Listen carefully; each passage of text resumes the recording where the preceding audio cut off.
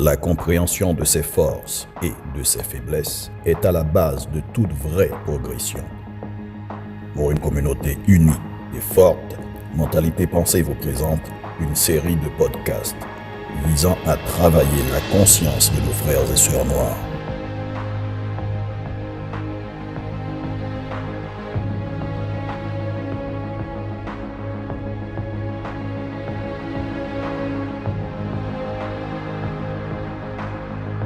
Visant à travailler la conscience de nos frères et sœurs noirs.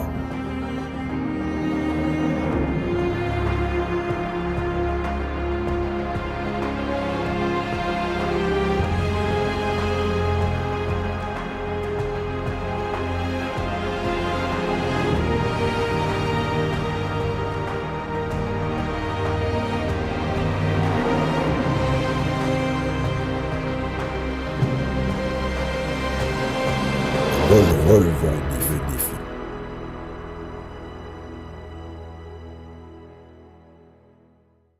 Bonjour. Ce que nous allons faire, plein de gens déjà le font. Sur Internet, il y a bien sûr plein de gens de valeur et de bonne volonté, appelés des influenceurs, qui font plein de podcasts et de lives pour essayer d'éduquer, inciter et aider les gens à améliorer leur vie. Les sujets que nous allons traiter dans nos séries de podcasts ne sont pas des sujets inconnus. Ce sont des affaires que nous connaissons déjà, que nous entendons assez souvent, mais que nous n'accordons jusque-là pas vraiment de l'importance. Des notions pourtant substantielles et fondamentales, mais qui généralement restent abstraites et qui généralement aussi restent seulement au niveau de l'intellect après les avoir entendus. L'intellect se rapporte aux connaissances, à la quantité d'informations accumulées dans le mental et à la capacité de raisonner par rapport à ces informations.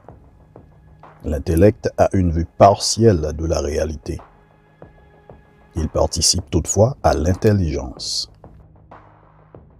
L'intellect, c'est quand on dit « je sais des choses, je connais des choses ».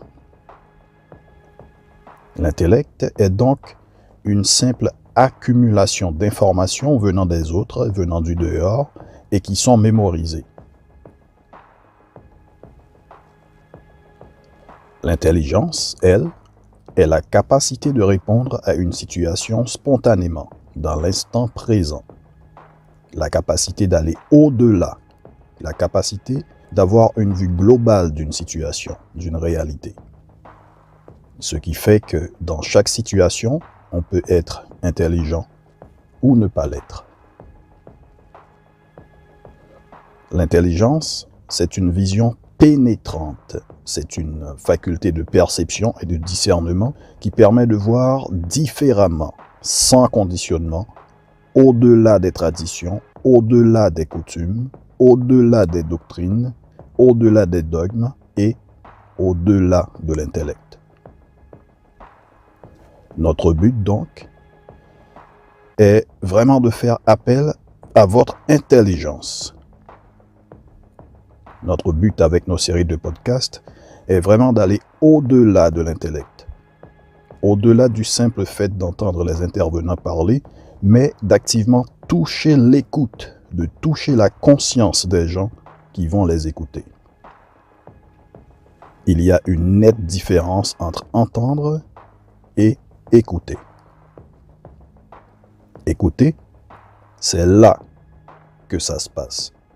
C'est vraiment là qu'on commence à vraiment comprendre, à prendre conscience et à vouloir agir concrètement pour le mieux.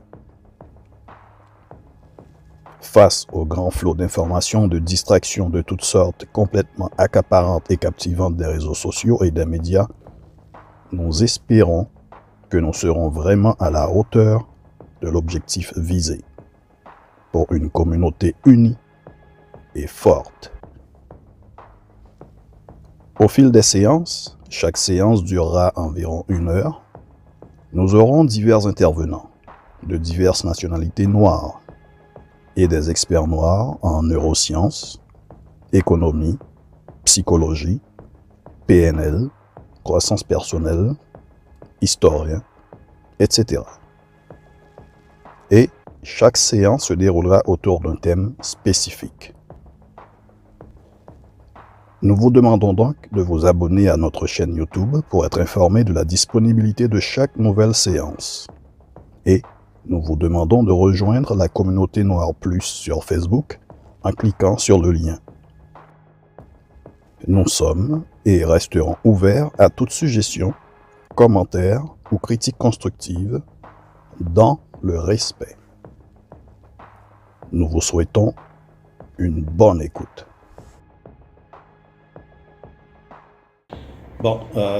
Bonjour les amis, les frères. Aujourd'hui, c'est notre deuxième podcast. Aujourd'hui, c'est le 17 décembre 2022. Et juste pour faire un rappel du premier podcast, donc on avait parlé justement de la réalité de la communauté noire.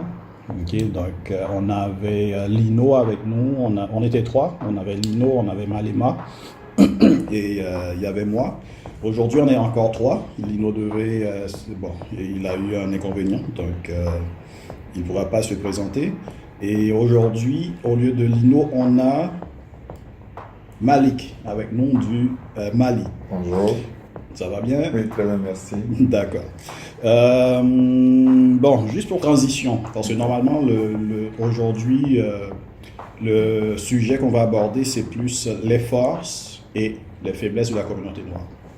Okay? Mais juste avant, Malik, toi qui viens du Mali, okay? J'aimerais ça t'entendre. C'est comment est pour toi, chez toi au Mali, c'est quoi la réalité socio-économique? C'est comment ça se passe au Mali? Bonjour, je viens du Mali, je suis au Canada, ça fait 6 ans maintenant. Fait que, concernant la situation sociopolitique du Mali, actuellement je pourrais dire que le Mali connaît un très grand avancement parce que c'est sûr, depuis que l'armée, M. Assimi Goïta, il a pris le pouvoir, il a fait un coup d'État. Jusqu'à date, les choses sont en train de rentrer à l'ordre parce qu'il a instauré pas mal de règlements, puis il est allé jusqu'à chercher les Français. On était sur le point de quitter la CEDEAO aussi, la communauté des États d'Afrique de l'Ouest. Je peux dire que le Mali est actuellement souverain, quelque chose qui a été vraiment apprécié par tout le monde entier. Okay. Que ce soit en France, pas en France parce que ils n'ont pas aimé le fait que, parce que M. Assimi Goïta, il a été même demandé à l'ambassadeur de la France de quitter le pays. Ok. Oui. Mali aussi était colonisé par la France? Oui, nous on a été colonisé par la France, puis je peux dire que on fait partie de l'un des pays les plus riches au monde, mais c'est sûr on ne profite pas de ces richesses à cause que ces richesses ne sont pas bien exploitées. Même si c'est bien exploité, admettons sur 100%, on se retrouve à avoir comme 3% de cette richesse. Le reste, on ne sait pas où est-ce que ça va. C'est ça, sinon ça va actuellement, on est en train de préparer les élections tranquillement. Concernant les élections, la préparation des élections aussi, ça crée un grand polémique parce que la CEDEAO voulait que les militaires ils rendent le pouvoir ou organisent les élections dans un délai qui n'était pas raisonnable.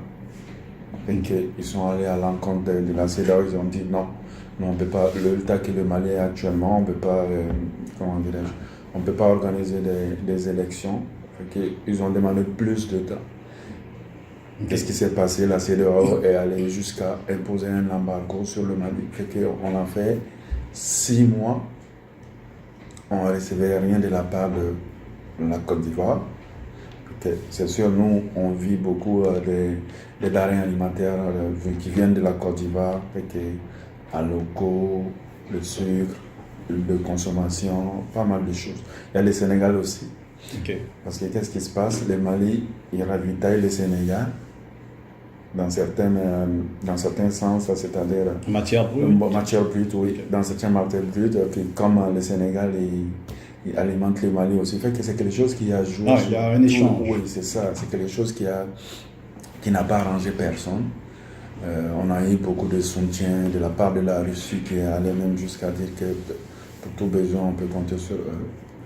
Puis, c'était bien. Là, on va voir la suite des choses parce que jusqu'à actuellement, c'est le militaire, M. Assimi Goïta, qui détient le pouvoir. Donc, Ok. on va voir qu'au moment opportun, il va sûrement organiser les élections, puis prendre le pouvoir à la communauté civile. Ok.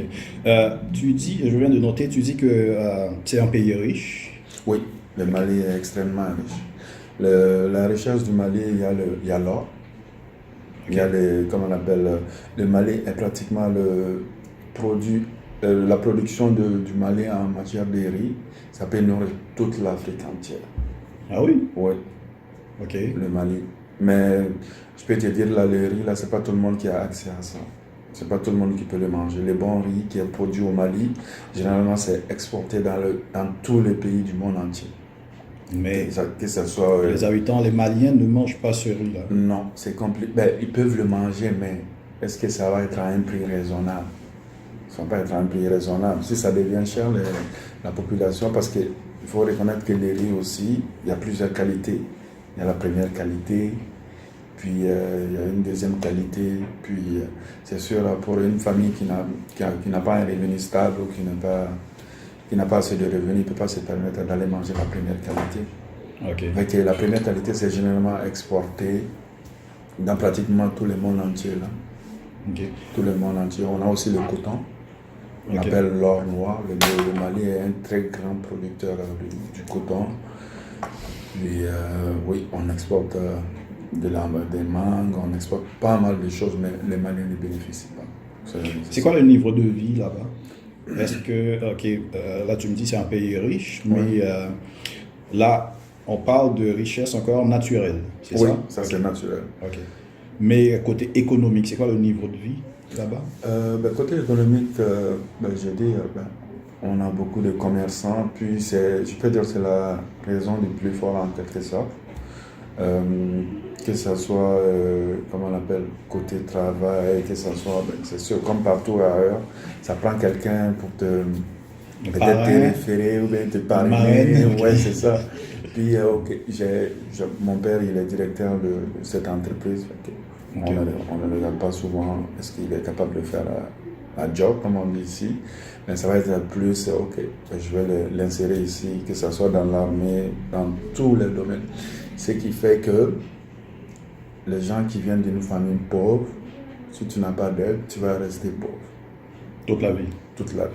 Fait qu'à moins que tu sois quelqu'un qui sait pas pour y arriver, mais sinon ça va être très très compliqué. Ben, les études, tout le monde a accès à les études, mais après les études, qu'est-ce que tu peux faire? Parce que même moi qui te parle, j'ai eu la chance, quand j'ai eu le bac, j'avais pas le choix. Soit je partais à une université privée ou peut-être je partais dans une université gouvernementale. Puis avec ça, vu que moi j'ai fait sciences humaines, j'avais juste un choix. C'était peut-être aller faire le droit. Puis qui est de 4 ans, c'est sûr. Ça, on peut dire que c'est gratuit, mais il y a des frais d'inscription et tout. Mais même si tu termines, c'est sûr, quelqu'un qui a fait une maîtrise de droit, il est appelé à être magistrat, juge, avocat. Okay. Mais comment y arriver? C'est sûr, ça prend un père qui est peut-être avocat qui va te dire, ok, j'ai mon fils qui vient de terminer ses études et que j'aimerais qu'il soit avocat. S'il y a un concours, il y a quoi que ce soit, c'est quelque chose qui peut se faire avec un clin d'œil, avec les relations. Ça, c'est pratiquement dans tous les domaines. Même si tu n'as pas de diplôme, admettons, si on demande à la police, nous, on a besoin de quelqu'un qui a, je vais donner un exemple ici, qui a les secondaires. Toi, tu ne l'as pas, mais ton père, il est le mieux placé. Il va t'insérer. Quand même, ok. Okay. Donc, est-ce que aussi au Mali, il y a un fort niveau de corruption?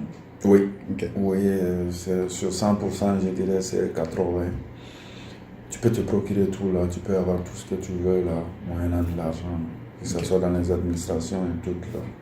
Okay. Ça, je dirais ça, c'est comme partout ailleurs. Même ici, il y en a, mais c'est pas, peut-être c'est systémique là, c'est pas comme ils vont te faire ça en flagrant délit, mais Au Mali, c'est ça, que ce soit... Tu peux venir là dans comment on appelle, un cabinet, tu n'as pas besoin de faire la file. Tu peux donner une somme, puis la personne va dire, ben, lui, il était là, il a été le premier à arriver. Ça, c'est des choses qui arrivent dans tous les pays, mais bon. Au Mali, je dirais c'est 80% la corruption. Ok. En fait, moi, dans mon pays, Haïti, généralement, j'entends dire, ok, bon, bien entendu, j'ai grandi là-bas, mais quand même, il y a beaucoup de débats politiques à la radio, télévision. Mais ce qui revient assez souvent, ils disent que c'est l'oligarchie.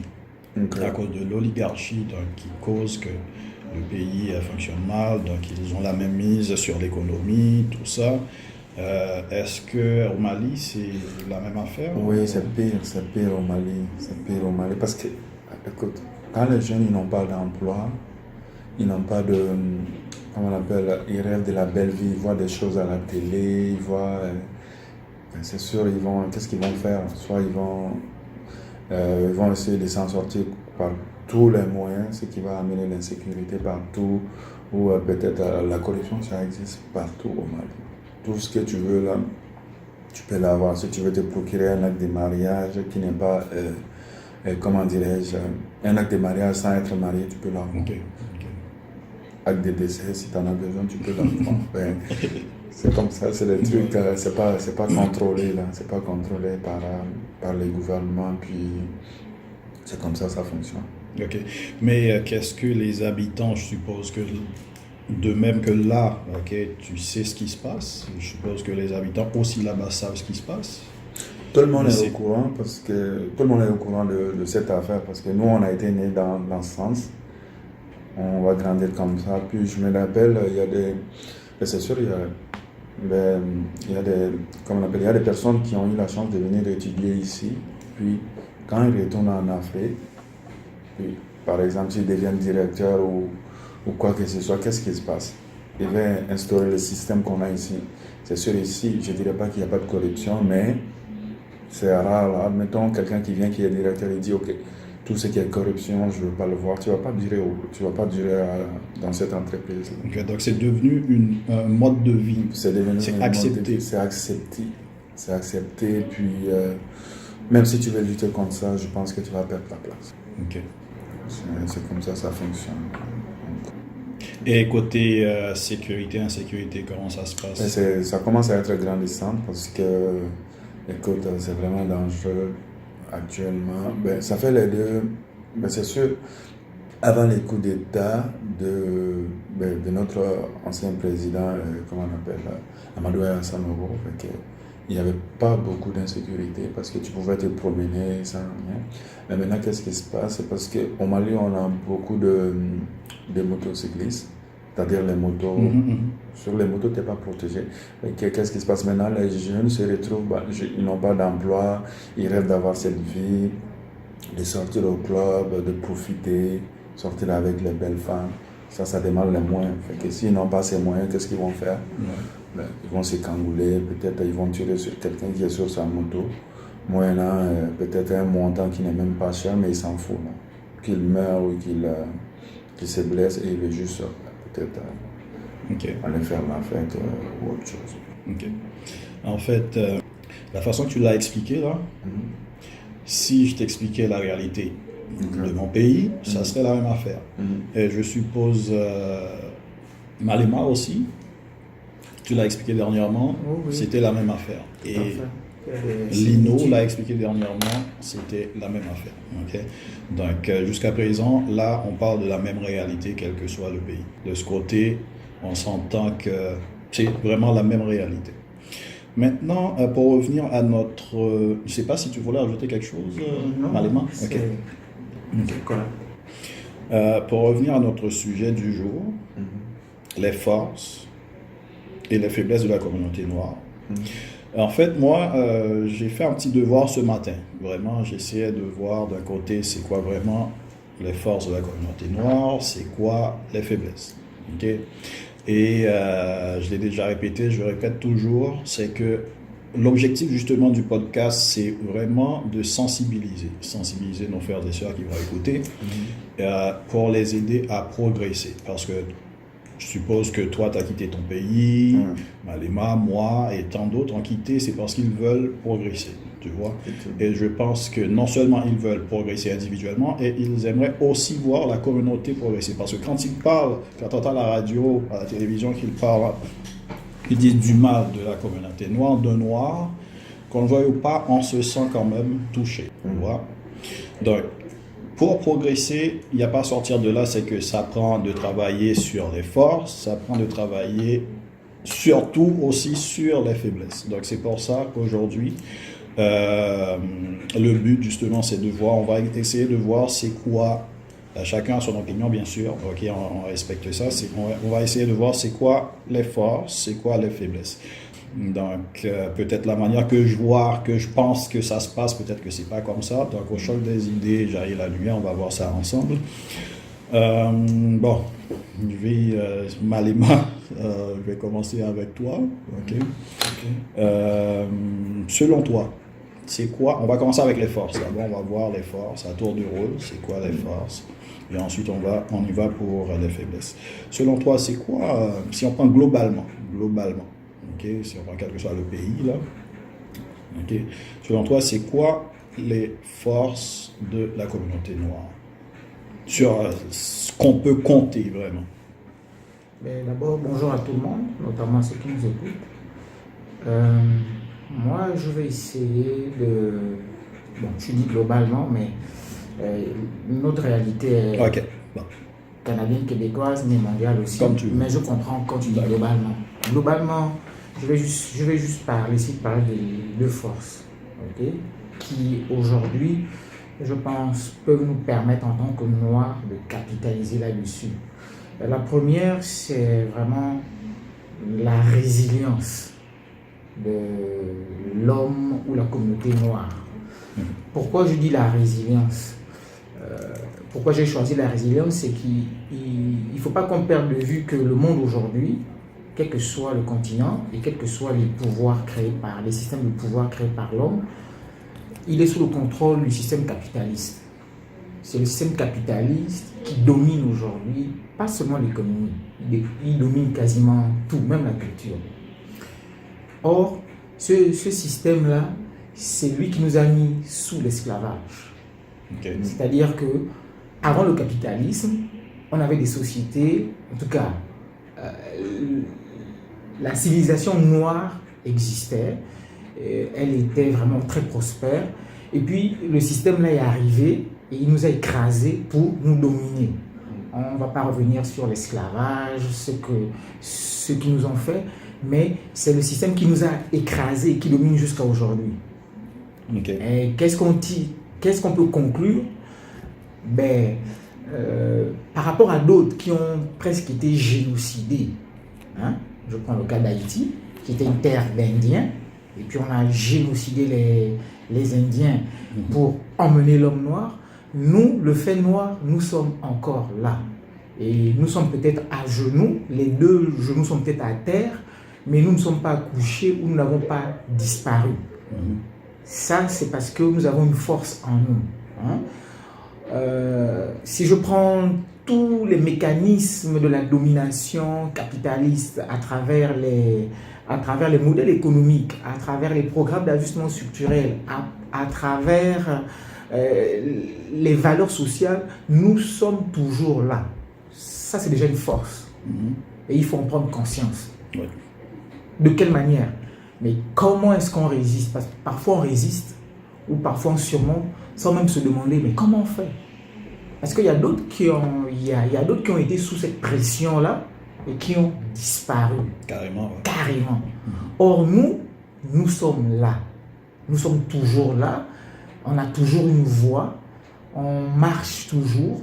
On s'adapte toujours. Donc ça, c'est une force. Et moi, personnellement, j'en parle ici parce que je suis toujours en train de me demander, mais comment on a fait? Pas comment je fais, moi, pour m'adapter, mais comment on fait? Donc ça, c'est une force, mais vraiment, c'est une force sur laquelle on doit capitaliser. On devrait la comprendre. Quel est ce ressort-là en nous qui ne casse jamais? Le deuxième point, c'est on avait des sociétés prospères, c'est-à-dire qu'on savait organiser, on avait une civilisation. On nous a écrasés, mais aujourd'hui, dans le système qui n'était pas le nôtre, dans lequel on s'est adapté, on a accumulé un nombre incommensurable de compétences.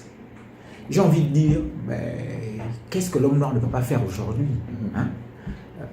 L'homme noir peut aller dans l'espace, n'est-ce pas?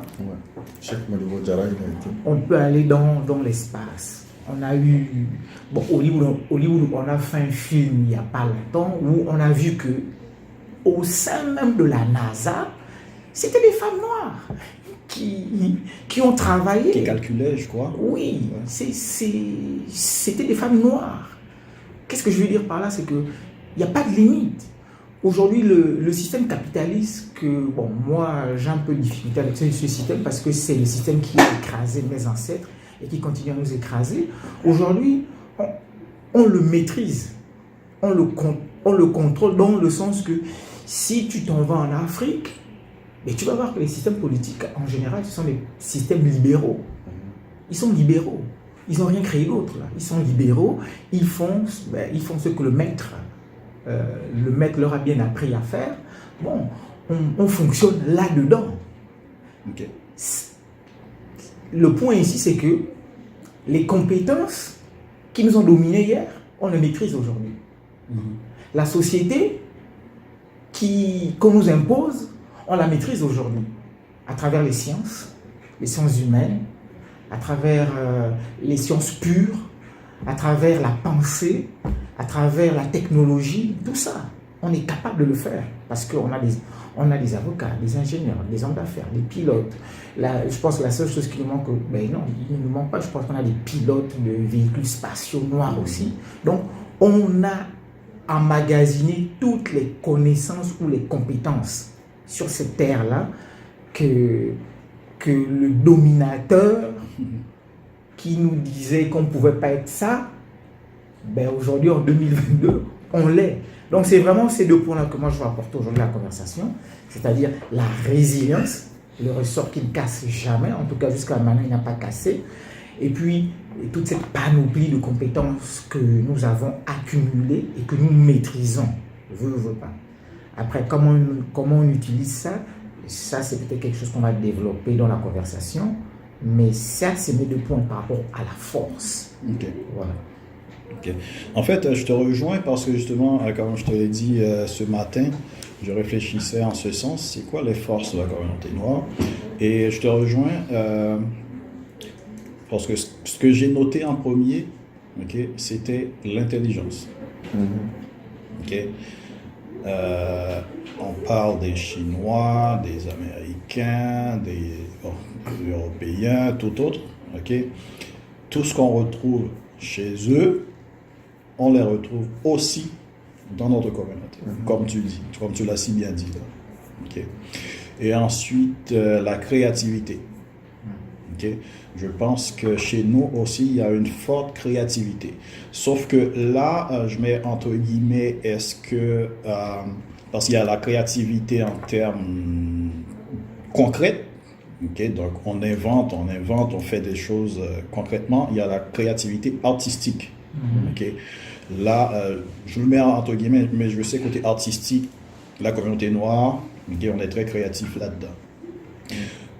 En ce qui concerne les inventions, ça, je ne sais pas. Peut-être que je ne suis pas trop informé, sauf que je sais pertinemment, j'ai eu pas mal d'articles où on a eu plusieurs inventeurs. Et ça se pourrait, comme tu viens de le signaler tout à l'heure, ça se pourrait qu'on avait même beaucoup plus que ça, qui sont passés inaperçus, on n'en a même pas parlé, d'autres ont bénéficié de leurs inventions, donc je pense que c'est sûr. Et puis, quoi d'autre, je crois que j'ai noté. Les inventions, oui, même au Rwanda actuellement, je pense qu'ils ont mis en place, ils fabriquent leur propre voiture. Ah oui? Oui. Bon, voilà. J'étais même pas au courant. Paul Kagame, il fait des merveilles. Il a vu une envie, rien d'Europe, il fait ces choses lui-même. Ok. Mais la liste serait vraiment longue, en partant du feu rouge, le feu de circulation, au téléphone. La liste serait longue, les inventions qui sortent de la tête des hommes et femmes noirs.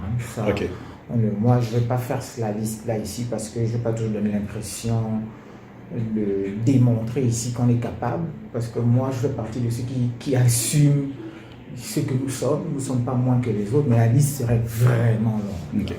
Vraiment longue. Okay. Et j'ai mis entre parenthèses notre capacité d'union. Okay. Ok, justement, notre capacité d'union, parce qu'on a démontré à maintes reprises, quand on décide vraiment de s'unir pour faire quelque chose, ça a vraiment beaucoup d'impact. Ok. Donc de mon côté, c'est ce que j'avais noté en ce sens. Et Malik, je ne sais pas, pour toi, c'est quoi les forces comme tu l'as noté tout de suite, moi je dirais la plus grande force pour la communauté africaine ou noire, ça va être de s'unir. Ça va être de s'unir ensemble, parce que non seulement s'unir, avoir de la cohésion, parce qu'avec l'union, comme dit les chanteurs Tikendia, quand nous serons unis, ça va faire mal. Et puis c'est vraiment, c'est purement vrai, parce que imagine-toi, peut-être, on a les États-Unis, qui a comme 52 États. Et imagine en Afrique où on a plusieurs États, puis comme on appelle, on a les mêmes passeports, on mange, on a la même monnaie économique, puis imagine juste qu'est-ce que ça va faire. Parce que c'est sûr, on serait puissant. Je ne dirais pas qu'on va dépasser les États-Unis ou autre chose là. Même ici, la communauté africaine, c'est quelque chose, moi je dirais, c'est juste l'union. Parmi les grandes puissances. Oui, c'est sûr, c'est vraiment, ça va être de s'unir et puis de créer une cohésion entre la communauté africaine. Parce que de nature, on est très, très, très, très intelligent. On est très, très, très, très intelligent. Puis, quels que soient les services, les entreprises où tu vas, tu verras que ça prend peut-être, comment on appelle, tu verras, c'est sûrement quelqu'un qui vient d'une communauté africaine, qui est à la base du bon fonctionnement de cette entreprise-là. Okay. On en a vu ici, même au Canada. Actuellement, il y a un Malien qui s'occupe, il est ingénieur, là, il s'occupe d'un chiffre d'affaires de presque $1 milliard. Okay. C'est pas n'importe qui. Comme Cheikh Modibo Diarra, il a été le premier Malien africain à aller dans l'espace. Et que c'est ça, on est bon quand on veut le faire. Ok. Moi, je veux juste ajouter le point ici que quand on parle de l'Afrique, et ça c'est pour renforcer sur le point de l'union, il faut vraiment que l'enjeu ici, en fait, c'est d'élever notre conscience. Qu'est-ce que je veux dire par là? C'est qu'aujourd'hui, l'homme noir, il est africain, où qu'il soit. Donc on a l'Afrique, on va dire, dans l'interland, donc l'Afrique qui est dans le continent, mais on a aussi la diaspora. On a aussi la diaspora, et dans mon pays, il y a un chanteur qui a vraiment créé cette belle œuvre-là dans les années 70, où il parle d'Afrique au Bota, c'est-à-dire il parle de l'Afrique comme étant la matrice maternelle, à cause de ces enfants qu'on nous a arrachés, qui aujourd'hui on sait où ils sont. Ils sont dans les Caraïbes, mais ils sont aussi vers l'Asie. Donc partout. Voilà, si tu veux, partout. Donc l'Afrique aujourd'hui, l'Afrique de maintenant, c'est pas l'Afrique du sol africain de la matrice. L'Afrique aujourd'hui, c'est les Africains en Haïti, parce que avant le bois caïman, il n'y a pas d'Haïti, ça n'existe pas. Il n'y a pas de nation haïtienne avant le bois caïman. Et avant le bois caïman, il y a des Africains qui parlent différentes dialectes, et puis qui décident, bon, qu'est-ce qu'on va faire puisqu'on est ici, sur cette terre où on a déjà exterminé les autres. Ils se disent, bon, on va créer la nation africaine. Donc, ce niveau, cette élévation-là, elle est nécessaire aujourd'hui. Quand on va dans les dom-toms français, c'est la même histoire. C'est-à-dire que les gens sont arrivés forcés, oui, mais par bateau. Mais les gens ont une racine. Et la racine, c'est le continent africain. Moi, j'ai trouvé, c'est vraiment formidable parce que je fais beaucoup de recherches sur Internet. J'ai trouvé qu'il y a une ethnie africaine en Inde. Mais vraiment, quand on les voit, ils ressemblent à des Bantous. Mais ils sont des Indiens. Ils sont vraiment des Africains, en fait, mais Indiens. Donc, l'Afrique est partout. Il faut qu'on ait maintenant cette conscience-là. Où, oui, je suis Gabonais, oui, je suis Haïtien, oui, je suis Malien, oui, je suis Français d'origine africaine. Mais il y a quelque chose en moi qui vient de la matrice. Donc, quand j'entends parler d'Afrique, je dois me retrouver là-dedans. C'est très important parce que c'est ça qui va emmener quand nous, on puisse se connecter et créer cette union dont on faisait allusion ici. Parce que imaginez-vous une Afrique forte, encore une fois, l'Afrique large. Ben oui, on peut mettre un genou sur George Floyd, mais la dimension de la résonance sera plus forte. Il y a quelqu'un qui vient de décider, là, qu'on appelait Omotunde. Il faisait un travail formidable dans la divulgation du génie africain. Moi, j'ai noté une chose, c'est-à-dire que cet homme est mort, et puis on l'a quasiment célébré, le peuple africain, mais aucun leader politique en Afrique n'a ne fût-ce que fait un communiqué pour saluer le passage de cet homme-là sur cette terre, Kalala Omotunde. Et ça m'a vraiment fait comprendre que c'est nous, en tant qu'individus, mais c'est nous, en tant que groupe aussi de personnes, qui allons vraiment porter cette conscience-là. Parce qu'il y a des défis, Malik pourra peut-être m'appuyer là-dessus. Il y a des défis, par exemple, sur le continent lui-même. Les nationalismes. Moi, je connais quand même un peu qui je suis, donc je peux descendre jusqu'à mon ethnie. Mais déjà, les ethnies entre elles aussi, elles ne s'acceptent pas. Tu comprends? Moi, mon ethnie va s'opposer parfois à l'autre ethnie, qui va s'opposer à l'autre ethnie. Je ne dis pas qu'aujourd'hui, ce n'est pas important de savoir qui on est, mais moi je dis que, ben oui, j'ai beau être Orungu, Orungu c'est l'ethnie de mon père, j'ai beau être Orungu, mais je me sens gabonais aussi. En me sentant gabonais, j'embrasse tous les autres. Parce que nous avons un combat à mener contre un seul, l'envahisseur. Et quand on a fini de se rassembler au Gabon, moi je ne vais pas commencer à regarder l'Haïtien comme un descendant d'esclaves, tu comprends? Moi je vais regarder l'Haïtien comme mon frère. Je vais regarder l'Haïtienne comme ma soeur. Que si je tombe en amour avec elle, je vais l'épouser, je ne vois pas où est le problème. D'abord, c'est une belle femme noire, je vais l'épouser.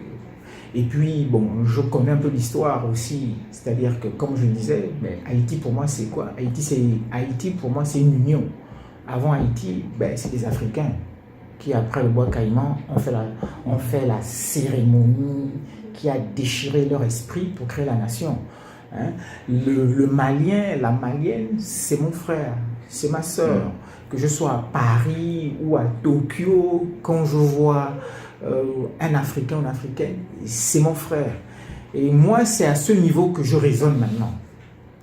Parce que c'est là-dedans qu'il y a une puissance qui peut changer non seulement nos vies à nous, les Noirs, comment nous nous voyons les Noirs, et comment on peut se présenter face au monde. Donc c'est vraiment quelque chose qu'on devrait faire pour favoriser l'union. Effectivement. Moi, je vais renchérir ce qui vient de noter parce que c'est un très très grand problème. Parce que qu'est-ce qui se passe? Qu'est-ce qu'on a remarqué, même ici au Canada, admettons, je rencontre une femme qui vient comment on appelle, quel pays je veux dire, qui vient peut-être du Burkina. Moi, je viens du Mali. Qu'est-ce qui se passe? On a beau s'aimer, admettons, si on va être rendu à se marier, parce que nous, les Africains, qu'est-ce qui se passe? On croit au mariage, on veut se marier, on veut rester légal. qu'est-ce qui va se passer? Admettons, si je vais la demander en mariage ou autre chose, qu'est-ce qui va se passer? Les parents vont se poser. Vous ne venez pas du même pays, ce n'est pas la même culture. Même entre deux Maliens, qu'est-ce qui va se passer? Il y a les nobles, il y a les castes. Il y a le peuple, il y a les forgerons. Fait que tu as beau aimer une femme, vous avez beau aimer, et vous aimer, qu'est-ce qui va se passer? Les parents ils vont s'opposer à ce mariage. Parce que, d'après eux, un homme ne doit pas se marier à un caste. Ou peut-être un peuple ne doit pas se marier à à un forgeron. Moi, je pense que l'amour est au-delà de tout ça. Ça, c'est l'un de mes projets, l'un de mes luttes que j'aimerais réaliser dans les jours à venir. L'amour est plus fort que ça. Des personnes qui s'aiment, je pense qu'ils doivent se marier tant qu'ils vont être heureux, tant qu'ils sont sûrs de leur choix.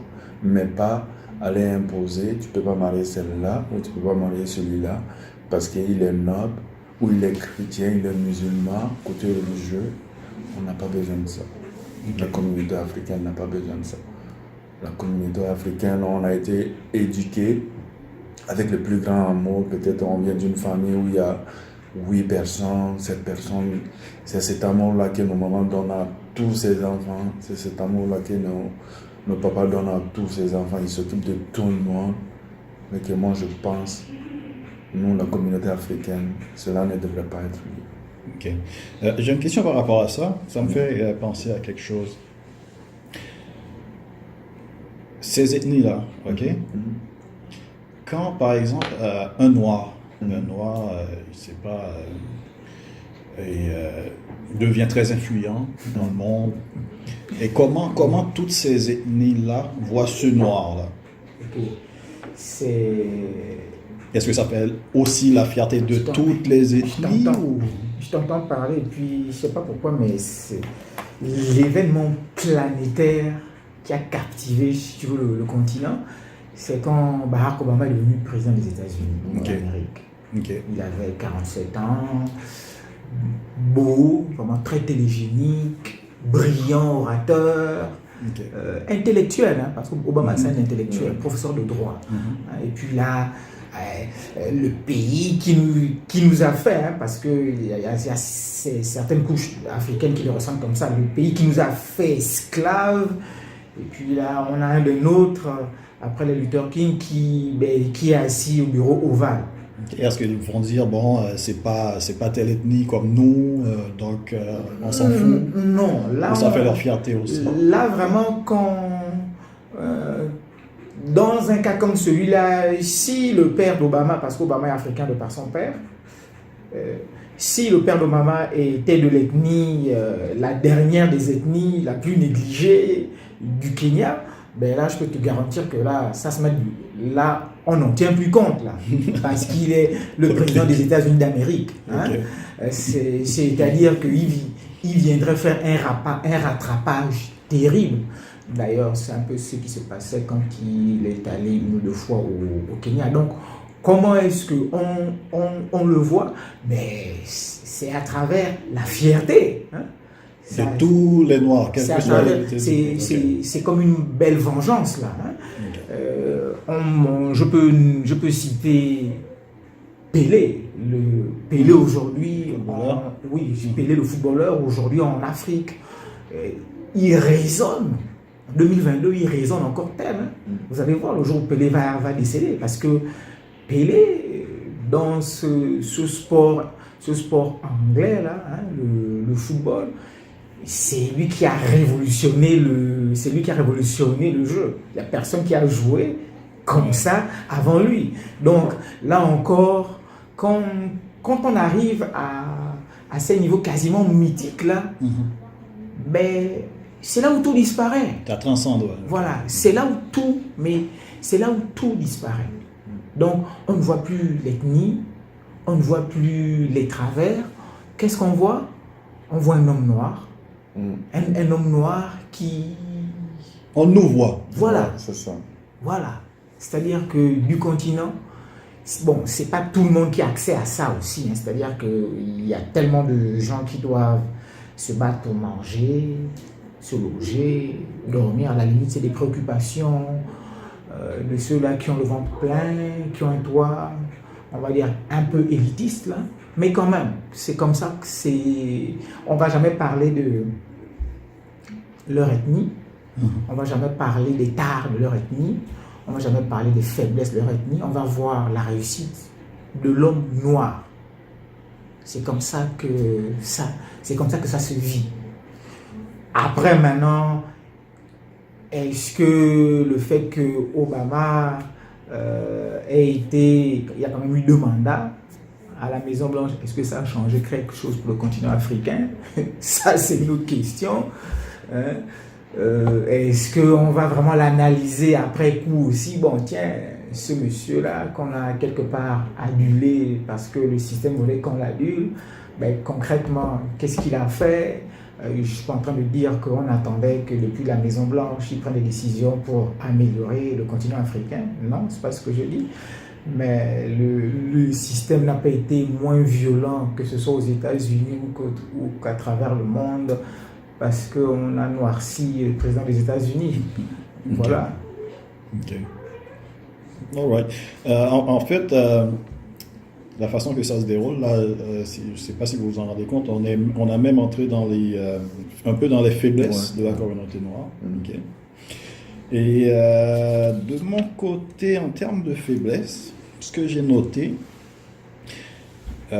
c'est pas, est-ce que vous avez lu un texte intitulé « Les Noirs ne lisent pas » qui faisait... C'est comme l'adage qui dit quand tu veux, quand tu veux cacher ton argent à un Africain noir, juste va le mettre dans un livre qui ferme les poches. Parce qu'il ne va jamais le faire. En fait, je l'ai lu et je pense que je me suis aussi inspiré de ça pour ce que j'ai ajouté comme faiblesse. Parce que qu'on le veuille ou pas, il y a certains points là-dedans, c'est choquant. Quand je l'ai lu, moi, j'étais littéralement malade. Je crois que je l'ai lu en 2004, quelque chose comme ça. Quand je l'ai lu, j'ai passé une très mauvaise journée. Tu vois, c'était vraiment choquant. Et je me suis dit, et je pense que c'est ce texte qui m'avait même poussé vers l'entrepreneuriat. Je me suis dit, je ne veux pas faire partie de cette destruction. Et je vais m'impliquer pour aider mon pays aussi à ne pas faire partie de cette destruction. Bon, c'est ce que je m'étais dit. Okay? Donc, j'ai travaillé avec pas mal de jeunes, j'ai tenté de leur expliquer tout ça. Mais bon, je pense qu'au fil des podcasts, on va y revenir à ce point. Il y a ce qu'on appelle ce qu'on voudrait pour le prochain. Il y a ce que le prochain, lui, il veut pour lui-même. Okay? Donc, on ne peut pas forcer vraiment les gens. En fait, donc, pour les faiblesses, moi, j'ai mis plus consommateur que producteur. Donc, qu'est-ce que vous pensez de ça? Est-ce que vous pensez vraiment que la communauté noire est plus consommateur que producteur? Oui, moi je dirais consommateur dans le sens que la communauté noire, la communauté africaine, on est trop distrait dans le sens que on aime plus faire la fête, on aime plus, ben c'est sûr, écoute, tu vas prendre, je vais te donner un exemple sur 100 personnes, 100 personnes qui viennent de la communauté africaine, 80% à l'âge normal, c'est-à-dire entre 20 et 25 ans, ils passent leur temps à faire quoi? À sortir au club, à trouver quelque chose à faire chaque fin de semaine. C'est pas des gens qui vont se dire ok, je vais faire des recherches, je vais lire, je vais me mettre à tels objectifs. Puis c'est jamais dans ce sens-là. On trouve tout le temps des choses, comme en Afrique par exemple. Qu'est-ce qu'ils font? Ils ont tout le temps quelque chose pour nous, la communauté africaine, pour nous distraire et puis profiter de ça, pour peut-être piller nos richesses, pour peut-être, comme on appelle, profiter, faire ce qu'ils veulent de notre pays. Mais qu'est-ce qui se passe maintenant? Parce que c'est en Afrique que tu peux voir peut-être par année, là, il y a 1000 concerts. 1000 concerts, tu t'imagines. Ça, c'est mis en œuvre pour peut-être tellement... les jeunes, ils sont insouciants, qu'est-ce qu'ils veulent faire, ils passent leur temps. Aujourd'hui, il y a les concerts des temps, aujourd'hui on sort au club. toute la semaine du lundi au vendredi, qu'est-ce qu'ils font? Ils préparent le samedi, parce que le samedi, ils vont sortir, ils vont aller faire la fête. Fait que le travail qu'ils vont faire du lundi au vendredi, c'est pour aller faire la fête le samedi. Fait que ce côté-là, moi, je pense que ce côté, la communauté africaine doit être conscientisée dans ce sens-là. Puis, il y a un autre point que moi, je trouve que c'est vraiment une très grande faiblesse pour l'Afrique. Ça, c'est la corruption. OK. La corruption dans le sens que, admettons, on a l'exemple de l'équipe de France actuelle. Un exemple je vais prendre l'exemple sur Mbappé. Mbappé, il a voulu jouer pour l'équipe du Cameroun. Le Mbappé, là, le meilleur joueur du monde actuellement, il a voulu jouer pour l'équipe du Cameroun. Puis quand il a été contacté, quand son père a contacté l'équipe, qu'on appelle la Fédération camerounaise de football, ok, mon fils, vu qu'il est d'origine camerounaise, il veut jouer pour le Cameroun. Qu'est-ce qu'ils ont fait? Ils ont demandé à ceux qui payent de l'argent pour pouvoir être sélectionnés dans l'équipe nationale. C'est quelque chose, maintenant, il fait le bonheur de la France. Il est le meilleur joueur du monde. C'était le cas aussi, je prends un exemple dans le cadre du sport parce que c'est ça que j'aime, mais je prends l'exemple comment on appelle, du Camerounais qui a éliminé le Cameroun. Lors du premier match, il a marqué l'unique but du match. Puis le Cameroun, il a été éliminé à cause de ça. Il est d'origine camerounaise. Il a fallu qu'il envoie des gens pour aller sécuriser sa maison, comme on appelle au Cameroun, mais il joue pour l'équipe nationale de la Suisse. Et que moi, je pense qu'on est tellement fort, on est tellement puissant. S'il n'y avait pas cette corruption, imagine tous ces joueurs, la Pogba, il est guinéen. Il est d'origine guinéenne. Regarde les Matuidi, Congolais. Sur l'équipe nationale de la France, tu peux voir que peut-être il y a juste 2 Français là. Français. Les autres, ça vient de l'Afrique.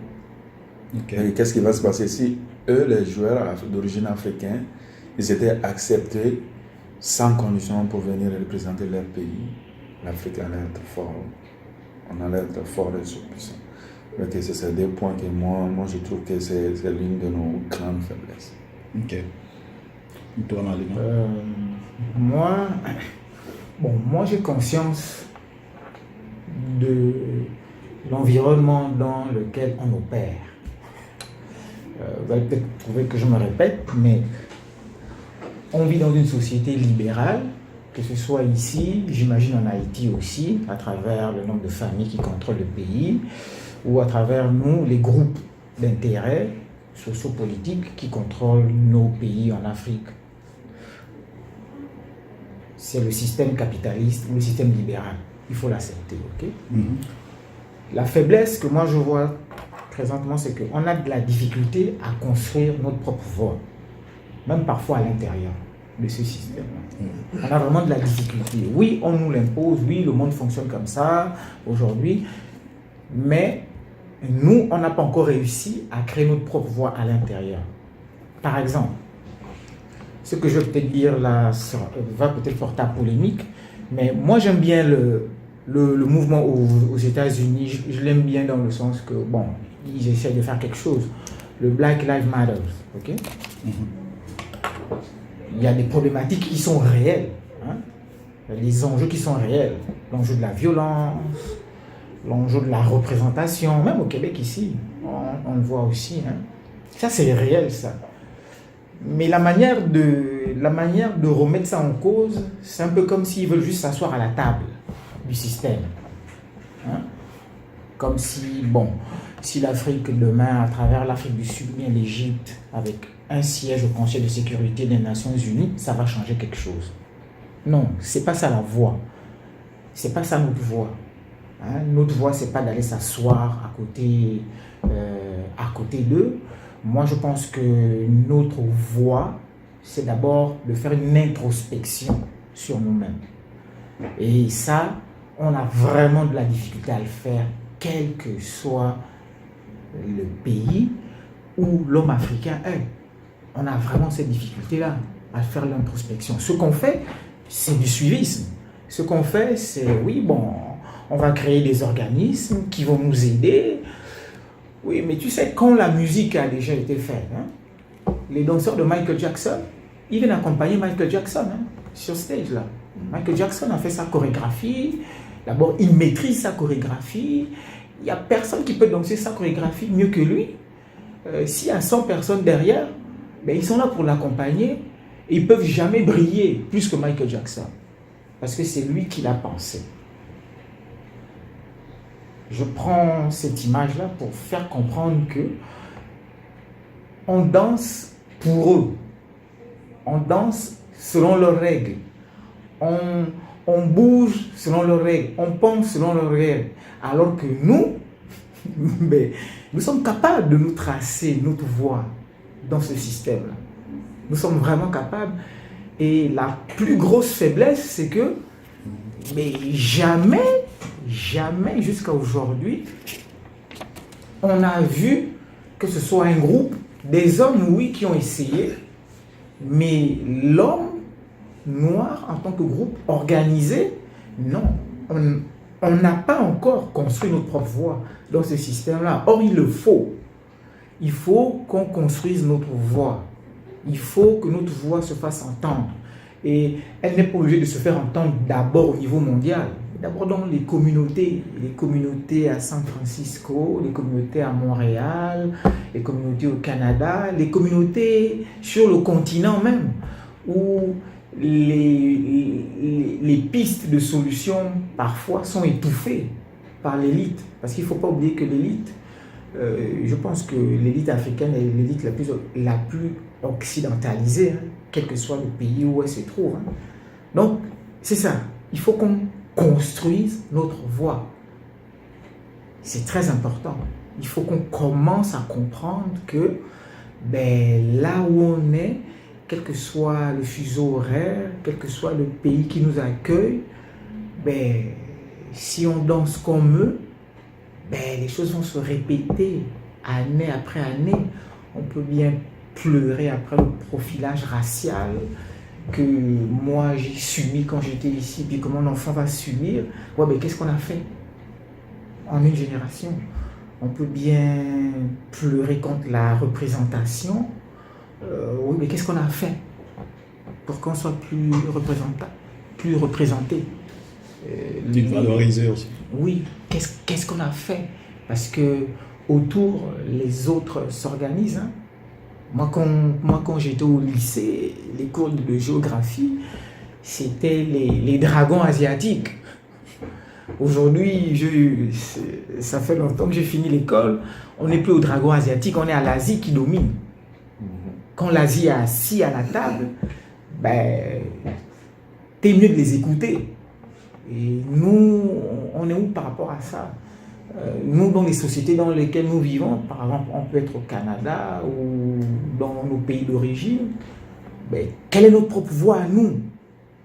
Quelles sont nos propres réflexions pour qu'on puisse survivre, préserver? Donc, on doit construire notre propre voie. Et ça, c'est une grosse faiblesse. Parce que ça demande un travail de fond énorme dans lequel on trouve l'union dont on parlait tantôt, qui n'est pas fait. Parce que pour avoir une voix,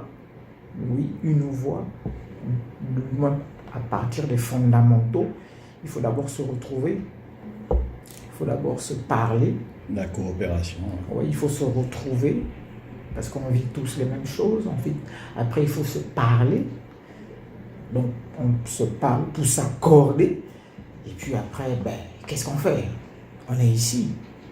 Qu'est-ce qu'on va faire? C'est pour ça que moi j'aime bien l'exemple du bois caïman.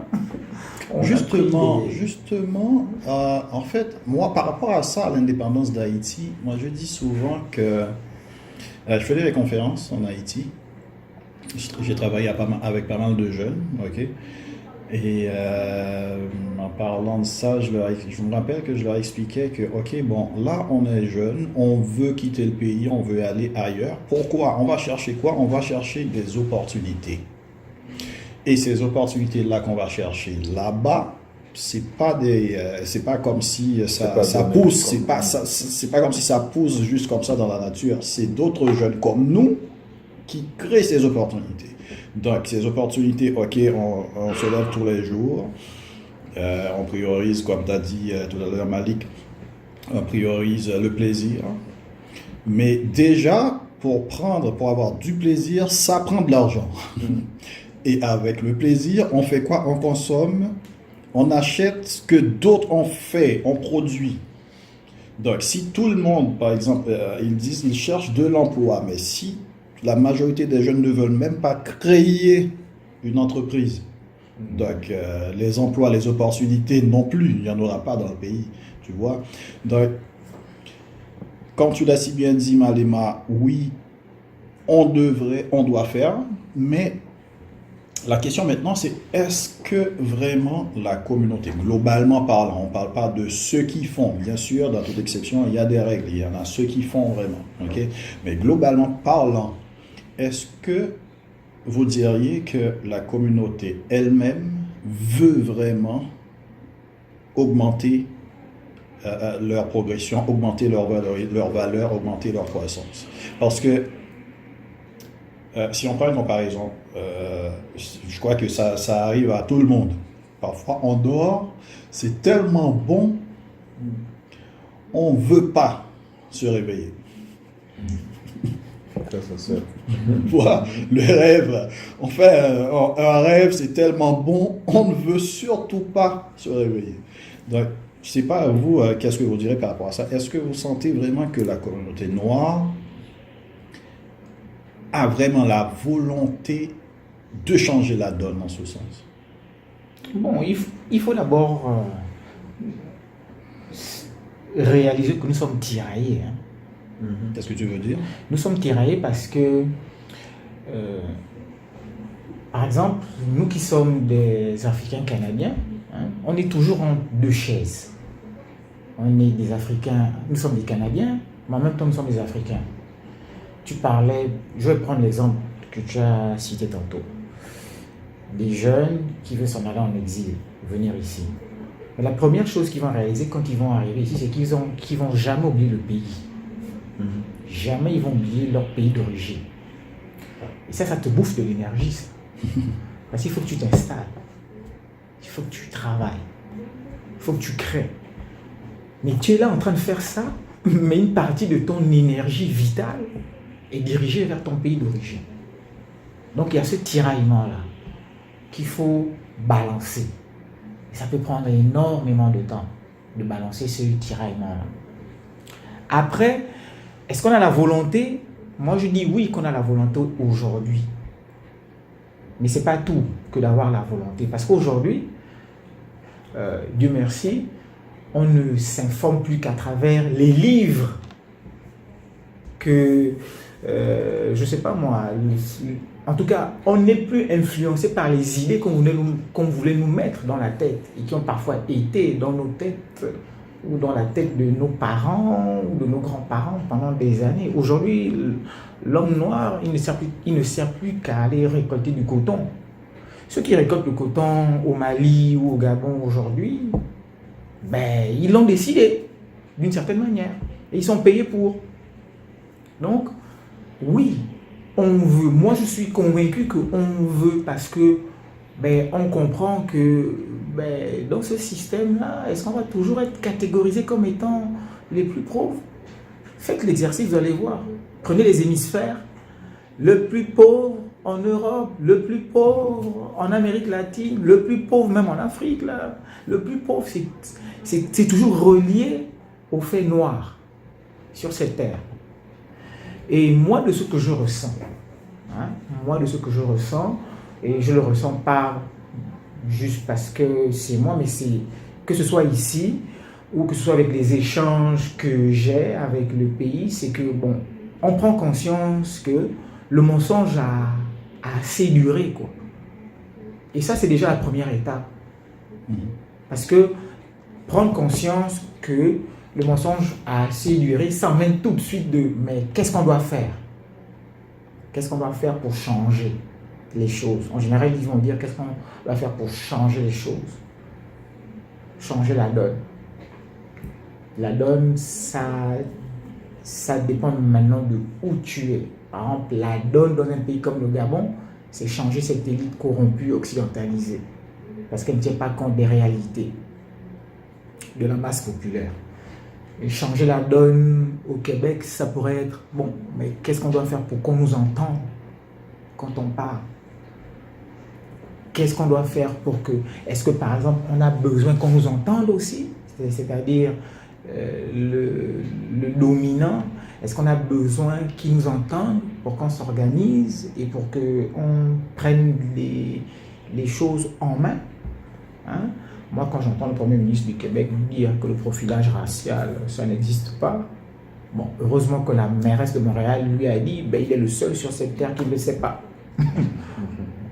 Hein, vraiment courageuse. Il est le Premier ministre qui dit que le profilage racial n'existe pas. T'étais où? T'étais où, toi? Parce que tu as à peu près l'âge de mon père, toi. Tu étais où? Moi, je suis arrivé ici au début vingtaine. Ça ne m'a pas pris 5 ans pour me réaliser qu'il y a quelque chose de bizarre qui se passe ici. On n'a pas besoin d'eux. Hein? Tu vois, c'est comme c'est eux qui portent nos problématiques. C'est eux qui portent nos enjeux. Et la manière dont ils les traitent, la manière dont ils parlent de ça, c'est avec légèreté. Mais si nous-mêmes on les portait, si nous-mêmes on s'organisait, hein, dans un contexte vraiment canadien, mais peut-être que ça aurait plus de résonance, tout simplement. Donc oui, on veut changer, mais comment? Ça, c'est notre paire de manches. C'est notre paire de manches parce que il y a automatiquement un rapport de force qui doit se faire. C'est comme ça que ça marche dans le système capitaliste. Il y a automatiquement un rapport de force parce que ce n'est pas la coopération. La coopération dans le système capitaliste, ben, c'est la coopération entre les plus forts. Voilà. C'est comme ça que ça marche. Je vais vous donner une anecdote. En France, hein, les billets d'avion pour les Martiniquais et Guadeloupéens qui voulaient aller en vacances, avec Air France évidemment, puisqu'il n'y a que Air France, étaient parfois 4 fois, 5 fois, 6 fois plus cher. Ben, comme nous les Africains, quand on va aller au pays, c'est plus cher. Et puis, il disait au gouvernement, mais comment ça, pour aller, les dom-toms, c'est la France. Pourquoi on paye autant? C'est resté longtemps comme ça, jusqu'au jour où ben, ils en ont eu marre. C'est-à-dire, juste le système hospitalier en France, c'était nos frères et sœurs. Quand ils en ont eu marre, ils ont juste fait une grève. La grève n'a même pas duré, si je me rappelle, une semaine. Hein. Ils ont dit non, on en a marre de payer pour aller voir la famille, ça nous coûte quasiment nos budgets. Ben, ça a été réglé. Aussi simple que ça, là, vraiment ça a été réglé. Ça a été réglé parce que quoi? Ben, les hôpitaux ne fonctionnaient plus. La ville de Paris avait des problèmes avec les poubelles. Puis ils se sont rendus compte que, oups, mais c'est eux qui font ça. Mais qu'est-ce qu'ils veulent? Ah, ils veulent ça? Ah, c'est ça qu'ils veulent? Mais donnons-le leur. Et puis ça a été réglé. Donc c'est pas à eux de... Oui, c'est à eux de nous accompagner. Que ce soit au niveau local, du quartier, de la province ou du monde. C'est à eux de nous accompagner. Mais c'est nous les Michael Jackson. Nous devons être le Michael Jackson. C'est nous qui les vivons, ces problématiques-là. Donc, quand ils deviennent des enjeux, c'est nous qui devons les porter. Ou du moins, dès qu'on a un noir qui porte cet enjeu-là, on doit s'assurer. Hey, toi, quand tu montes sur le stage, là, c'est à qui tu veux faire plaisir, toi? Tu veux faire plaisir à Davos, à l'ONU, ou bien tu veux faire plus plaisir à la communauté qui s'est battue pour que tu aies cette place-là? Ou bien tu te sens redevable à qui? Là, je commence à poser des questions, là, à nous tous. Là. Tu te sens redevable à qui quand tu arrives? Ou quand, un enjeu qui au début nous touchait rien que nous, pendant longtemps, hein, un enjeu dont on est devenu, nous, par force, des experts, et puis on vient nous l'enlever. Parce que ce n'est pas à nous de le présenter au monde. Il faut qu'on se pose des questions. Hein, au niveau local ou au niveau mondial. Parce que ça, c'est des questions qu'on peut se poser aussi autour d'une table des conseils des ministres. Hein, comme on peut se poser cette question autour d'une table de quartier. Mais la ville, est-ce que la ville s'occupe vraiment de nous? Bon, si elle ne s'occupe pas de nous, mais qu'est-ce qu'on doit faire? On revient à l'union. On revient à l'union et puis la capacité de s'organiser et de construire notre propre voie. Ça, je le dis parce que ça a déjà été fait. En fait, j'ai noté ce matin, j'ai été encore revérifier la définition de la force, étant donné qu'on devait parler de la force et des faiblesses. J'ai été vérifier la définition du mot force. Okay. Donc, ce que j'ai trouvé, ça dit que la force est la capacité d'un corps de fournir un effort ou un mouvement. Une force est une action qui peut mettre un corps en mouvement, modifier son mouvement ou le déformer. Et ils ont ajouté qu'une force est représentée par sa direction, son sens, son intensité, son point d'application. Le point d'application, donc c'est le point précis où la force est appliquée. OK? En fait, ce qui a attiré mon attention, c'est surtout la capacité d'un corps de fournir un effort ou un mouvement. Donc, comme tu l'as répété à plusieurs reprises là, c'est qu'est-ce qu'on peut faire? Qu'est-ce qu'on peut faire? Tu vois?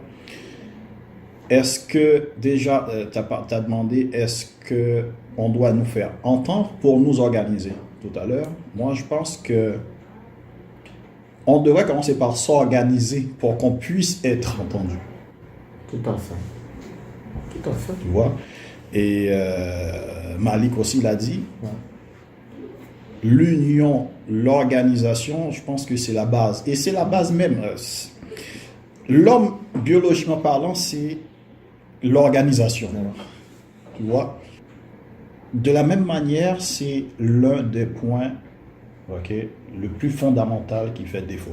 Tu l'as si bien dit tout à l'heure, Malik, quand tu me parlais des ethnies, oui, on est noirs. C'est pour ça justement que j'ai posé la question, quand on a un de nous, qui a la peau noire, qui fait l'actualité mondialement parlant, c'est comment toutes ces ethnies qui essaient de se différencier, non, on doit pas se mélanger. Entre nous déjà, on est pareil, on a la même couleur, la même tête, la même morphologie, le même sens. Donc, si déjà entre nous, on ne veut pas se mélanger, donc c'est comme une famille, une maison. Donc déjà, les voisins regardent. Si déjà dans la maison, les gens, c'est la haine, c'est tout le temps des disputes, c'est comment les voisins, est-ce qu'ils vont valoriser vraiment cette maison, tu vois? Je pense, ce côté-ci, le mot organisation, c'est le plus fondamental de l'affaire. Je ne sais pas, Malik, si tu as quelque chose à ajouter par rapport à ça. Non, mais peut-être je vais aller dans le sens de Malema qui disait que c'est sûr la communauté africaine a besoin d'être conscientisée, mais ça demande beaucoup de travail, de moyens. Pourquoi? Parce que je ne vais pas arrêter de le dire. C'est depuis le jeune âge, comment on appelle, qu'est-ce qui se passe? On a été élevé dans ce sens. C'est sûr, ça va dépendre aussi, mais on a été élevé dans ce sens, peut-être même ici à Montréal, tu dis, ok, je vais organiser un rendez-vous, peut-être pour parler de la communauté africaine, ou parler d'un sujet qui a un rapport avec la conscientisation ou autre chose. Je te dis, là, tu vas être seul à le faire. Mais admettons, si c'est un concert ou c'est quelque chose, c'est pour... tu vas te retrouver avec plein de gens. C'est depuis la base, on est du genre à vouloir faire la fête, à ne pas se mettre des objectifs. Mais cela ne veut pas dire qu'on n'est pas fort mentalement ou autre chose. Parce que qu'est-ce qui se passe? C'est un système qui a été établi parce que l'Africain, il est intelligent de nature. Il ne faut pas lui donner le temps de réfléchir. S'il réfléchit, c'est sûr, il va faire quelque chose d'exceptionnel. En parlant de ça, vous savez comment il dompte l'éléphant? Ouais. Ok. Donc tout petit, ils le prennent tout petit, ils l'attachent à un piquet. Donc le piquet, jusqu'à présent, par rapport à sa taille, est plus fort. Ok. Et puis comme ça, il tire, il n'arrive pas à s'en sortir. Il grandit, finalement il abandonne et puis il devient mastodonte, éléphant. Et puis là, dans sa tête, le piquet une fois attaché à ce piquet, il peut pas arracher le piquet. Tu vois? Donc, je pense que c'est exactement la même affaire avec la communauté noire. Comme tu le dis là, et c'est ce que j'avais noté en tête de liste, c'est une communauté très intelligente. Oui, très, très intelligente. OK? Et j'ai mis entre parenthèses potentiellement. C'est parce que j'ai mis potentiellement, c'est pour te retrouver, Malema, de manière concrète, qu'est-ce qu'on fait avec ça? Tu vois? Et pour te retrouver, justement, c'est un système, je pense que ça s'appelle l'impuissance acquise. Tu as toute la potentialité, mais avec l'impuissance acquise, c'est comme t'oublies cette potentialité-là. Effectivement. C'est ça, tout est mis en œuvre peut-être pour ne pas qu'on réfléchisse à ce que, ok, parce que ce soit dans les universités, on est le best là, on a des premiers nationales un peu partout dans toutes les universités du Canada, en France, aux États-Unis. C'est sûr, qu'est-ce qui va se passer maintenant? Je vais prendre l'exemple sur nos pays d'origine. Ça va être plus, qu'est-ce qui va amener la religion?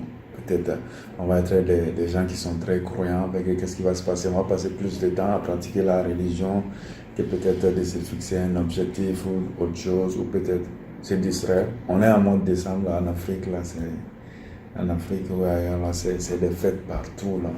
Les jeunes ne s'endorment pas. Puis, je pense que ça, c'est bon pour l'épanouissement des jeunes, mais ça serait bien aussi de peut-être sensibiliser des jeunes à travers les émissions, les forums. L'excellent tout nuit. Oui, pour pouvoir les conscientiser. C'est ça, là, que ce soit le côté des études, le côté des objectifs à faire. Des choix de programmes, pas mal de choses, toutes sortes d'affaires. Puis moi, je pense si on arrive, comme j'ai dit, ça prend beaucoup de travail, là, c'est quelque chose qui est faisable. Puis quand on va arriver à le faire, là, on va voir ce qui va se passer après. Okay. En fait, pour te retrouver, dans ma liste des faiblesses que j'avais notées ce matin, j'ai mis, quand tu as parlé de religion, j'ai mis très superstitieuse, justement. Okay? Avec la religion, donc qui nous parle beaucoup du diable, des affaires et tout ça, ok. Et j'ai mis aussi politique de l'autruche. En fait, la politique de l'autruche, j'ai mis entre parenthèses pratique, c'est que je pense, en fait, c'est mon opinion, que nous pratiquons beaucoup la politique de l'autruche. On voit le problème, mais avec cette histoire de religion que tu as dit, on a tendance à tout remettre, à la providence, Dieu va faire quelque chose, Dieu va faire quelque chose. Tu vois? Et qu'est-ce que j'avais ajouté d'autre? Vulnérabilité à la manipulation. Ouais. Ok. Et j'ai aussi ajouté culture de la mentalité de victime. J'ai mis entre guillemets culture. Pourquoi j'ai mis entre guillemets? Encore une fois, on voit le problème. Pour te retrouver encore, Malema, on voit le problème, mais qu'est-ce qu'on fait de manière concrète? On peut en discuter, par exemple. Là, on est en train de discuter. Mais après, il faut faire quelque chose. C'est là que ça bloque. Je pense. C'est pour ça que j'ai mis culture. Ça devient comme un mode de vie. Bon, on en parle, on le voit, on en parle, mais ok. Bon. Après, on remet tout à Dieu, ou on remet tout aux esprits ou à l'invisible. Tu vois? C'est pour ça que je ne dis pas que c'est pas bien d'être religieux, mais on est au Canada, imagine, sur la population des gens qui viennent d'ici, combien de pourcents ont une religion? Il n'y en a pas. C'est un faible pourcentage parce que le temps qu'ils vont mettre à peut-être pratiquer la religion, aller à l'église ou autre chose, ils vont faire ça, ils vont utiliser pour faire autre chose. Là. Donc, c'est ça, c'est bien d'être religieux, on est éduqué dans ce sens. Sans la religion, c'est sûr. On s'est dit, écoute, c'est comme si on oublie nos racines, c'est bien, mais il ne faut pas tout laisser. C'est sûr, si tu ne travailles pas, admettons, tu ne vas pas atteindre tes objectifs, tu ne peux pas dire, ok, je vais prier Dieu pour pouvoir atteindre mes objectifs. Puis c'est toi qui est distrait, tu sors à tous les jours, puis tu veux, comme en prenant l'exemple sur un examen, tu veux réussir ton examen, tu n'étudies pas, puis tu dis Dieu va m'aider, tu sors à tous les jours, ça ne va pas marcher. Ça ne va pas marcher. Il faut mettre les moyens en place pour pouvoir réussir. Et pour rebondir sur le point, tu as soulevé le bois caïman, Malema, c'est que justement, à cette époque, les leaders de cette époque, eux, ils avaient un problème. Bon, ok, la communauté, les esclaves avaient un problème. Ils voulaient s'affranchir. Ok. Maintenant, il fallait prendre une décision concrète pour agir. Ok, il y a un temps pour chaque chose, comme la Bible le dit. Donc, on en a discuté, on discute. Maintenant, qu'est-ce qu'il faut faire pour agir? Et puis finalement, jusqu'à présent, on parle nos ancêtres en Haïti, on parle oui, on est la première nation qui a pris l'indépendance. Ok. Mais est-ce que jusqu'à présent, ça fait vraiment la fierté d'Haïti? Bon, personnellement, en tant qu'Haïtien, je pense que la façon que ça se déroule, non. Ok? Il fut un temps, oui. Parce que là, encore, Haïti a un grave problème.